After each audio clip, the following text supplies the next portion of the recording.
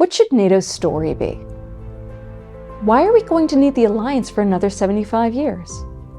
To get these answers, CSIS took an unorthodox approach and asked our world's most influential storytellers, Hollywood screenwriters, what they think NATO's future story ought to be. It should not surprise us that the story is not known or has been forgotten by many. After all, for 75 years, the NATO alliance has successfully defended the security and prosperity of North America and Europe. It has allowed memories of two terrible world wars to fade into the background.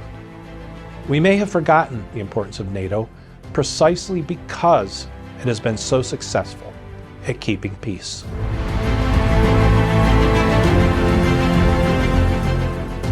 We invited 8 screenwriters to see for themselves what this alliance truly represents. We met with people from all around the alliance, senior US government and NATO officials, local leaders, young activists, student filmmakers, and military service members.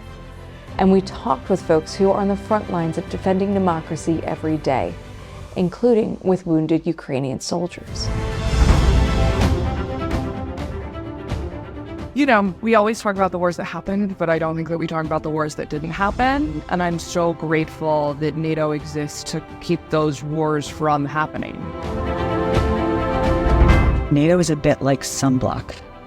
You know, on the days that you remember to put it on, you don't have to think about it. It just protects you, and you can go out into the world and do everything that you want to do.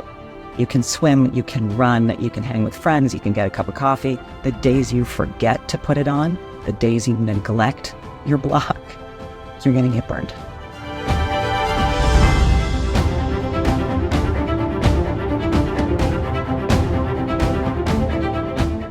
Peace is a verb, or has to be a verb, not a noun. It has to be actively protected and pursued, and that's going to take a lot of work on everybody's part.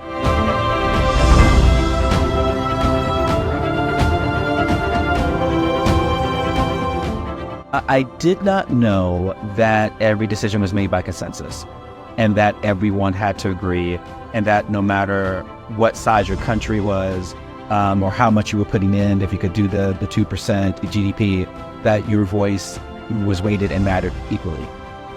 What impacted me was the connections made by different people from different worlds. People who for decades would have never talked to each other, wouldn't even have known about each other, and yet we all need each other to defend the values we all share. So this trip was a special experience because we started reintroducing ourselves to each other.